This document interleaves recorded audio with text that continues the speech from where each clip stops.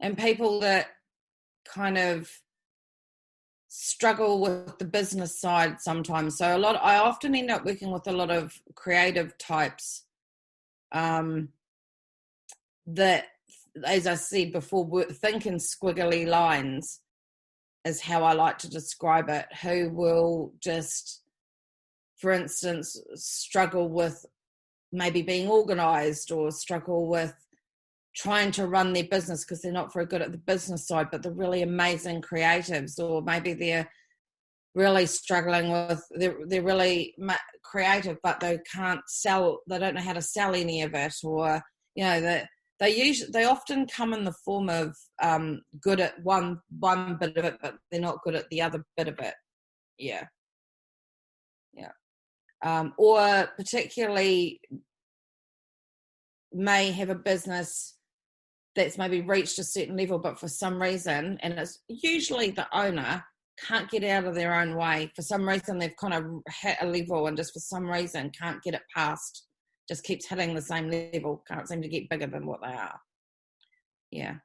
Yeah, that's something I struggled a lot in the beginning, because I was trying to do everything. So I was trying to become a jack of all trades, and I was a master of none. Instead, I wish I just focus on what I was good, and I will hire people who knew how to do the other things, like things that I'm not strong.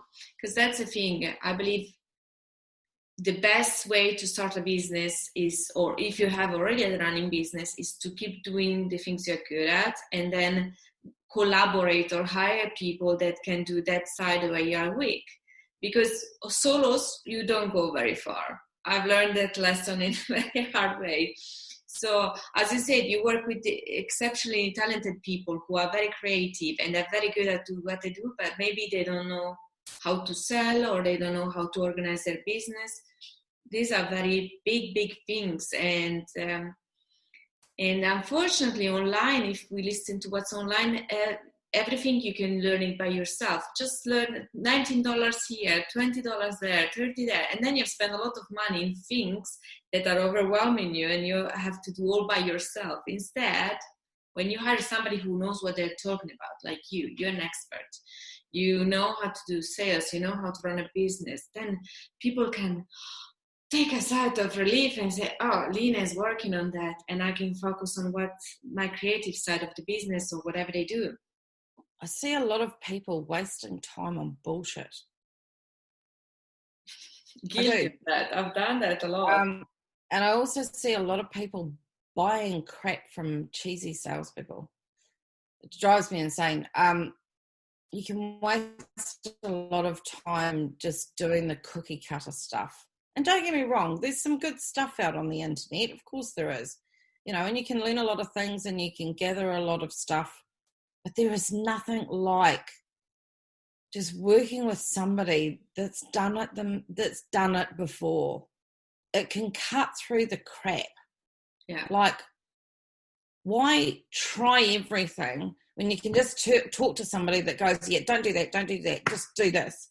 Yes. Specifically for your business, specifically for your audience, specifically for your product, your service. Because what you're going to do is you're going to end up wasting a whole lot of time, money, effort, energy, trying cookie cutter approaches when somebody can just very quickly, succinctly go, right, here's what's going on in your business. Here's what your audience is going to be doing. Here's what we need to do. Here's what, through my 30-something years of experience, can tell you, having sorted this, done this, this is what you need to do. Forget all that crap. Do this. Because I know this works for a fact. Yeah. I just feel this bullshit that people, the messes I have to fix sometimes does my nut in, because I'm just thinking, oh Christ, man, the amount of crap that you have to get rid of first, when I could have just so easily just gone, just do this. Oh, it does my head in. And I just see it all the time. All this crap that gets put up on Facebook and LinkedIn and Twitter and do these funnels and do this, do all this and you get 30 leads in a month, and you're like, oh, it's just bullshit. It's just bullshit. And plus, because when somebody works with you, you can sort the things, because a lot of those cheap things that they're trying to sell on the internet, a lot are softwares or ebooks. The thing is like do it yourself.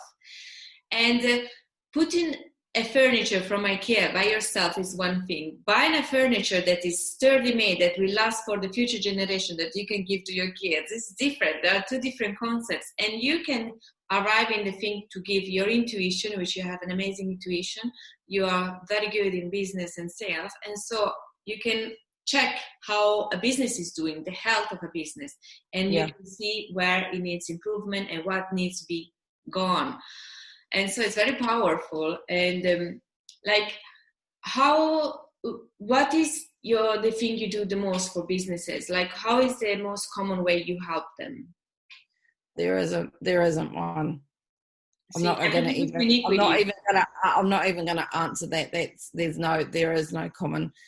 Actually, no, there is one. It's usually the owner of the business. The owner of the business is usually the problem. If there was one common thing, they're usually getting in their own way. In which way? How do I explain this? Their own blockages are usually their own blockages, their own bullshit, their own crap is usually fundamentally the thing that is getting in the way of their business taking it to the next level. Processes can be easily fixed. Problems can be easily fixed. You can guarantee, because I have an audit that I do on a business that looks at everything that's in the business itself. But fundamentally, when I step back from it, because you're looking at the business, but I can almost guarantee you when you get to the real heart of the thing that's probably really getting in the way is probably the owner itself, either doing something that's silly or wrong, or fundamentally they are getting in their own way because of attitudes or behaviors or issues that they have in their own self, which is why we have a consultancy part of the business, but something that and I'm bringing somebody on board that's going to be doing more of that side of things, and I'm going to step back from the consultative part of the business, and what I'm going to personally be focusing on is more mentoring and coaching of the business owner themselves. And the reason for that is that 9 times out of 10 the real problem is the owner of the business. Because they have got some kind of block, emotional or mental block, that is getting in the way. And it's behavior that's getting in the way, usually. 9 times out of 10. In fact, probably 10 times out of 10, usually. Which is the self-sabotaging behavior or mental block that you face, that you can see is the most common, or the one that you find the most frustrating? I don't know. Oh, the one that's most common is imposter syndrome. I keep coming upon it over and over again, and I've done some top level research, not deep dive research, but just done some research into it, and sort of pulled together some stuff on it. Not as in I'm a psychologist or anything, just gone and got some other things from other people and sort of pulled it together into a document to give to people. And I'm doing some more study myself on cognitive behavior therapy so that I can upskill my knowledge as well. I'm in no way, shape or form am I a therapist, and I'm looking for people to align to sort of, if I find some deep dive things, I'm not going to pretend I'm a therapist.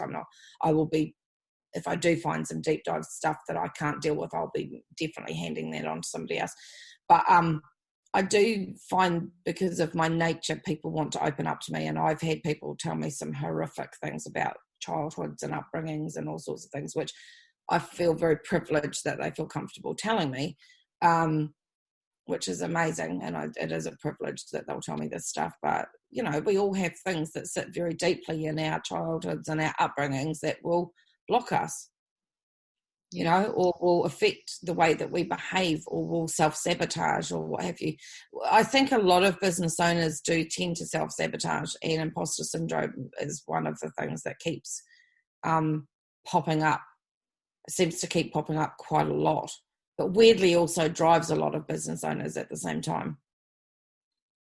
Yeah, like I've noticed that sometimes what motivates people is more running away from fear rather than running towards pleasure. It's much more powerful to say, oh, if I don't do this, I will end up under a bridge. So it's a motivation. Yeah, the fear of success, the fear of failure drives a lot of people. Yeah. Yeah. Don't want to fail. Don't want to fail. Yeah, that drives a lot of people. Yeah, I agree. Also the fear of success. But it's not that. Well, the fear of success can block a lot of people, weirdly. Yeah, because then they self-sabotage because they're scared that their life will change and people will stop loving them or appreciate them. And Lena, was amazing to have you today. And for everyone who is with us today, if you have any questions that you would like, or any topic you would like Lena to chat next time, feel free to write it down in the comments below. So I will try to seduce Lena to get again on the podcast. Oh, I'd love to. Awesome! Yay! And what's the best way for anyone who wants to reach out to you? What's the best way, a part of your website, which I'm going to put in the description? Is it email or Facebook, LinkedIn? Which is the best way to contact you? Yeah, I mean, I will provide you with all my social media contacts. I'm on, or the business is on Facebook as FTSQ. It's on LinkedIn. It's on Twitter, all as FTSQ. It's on Instagram. And I am on all of the above as Lena Robinson. So, I will provide you with all of those, and they can get me at my email, which is lena.ftsq.co.uk. But I'm always on all of the socials. So, I will provide you with all of that, and you can put that into the information that you, when you... Absolutely. Amazing. Lena, thank you very so much for being with me today. You're welcome. It's been It's been fun. I've loved it. And you've been super inspirational. You have told us so much. You taught us so much, and it's been amazing. Thank you very so much. Oh, you're absolutely welcome. It's been absolutely lovely. Thanks for having me. Big kisses, virtual kisses, and talk to you soon.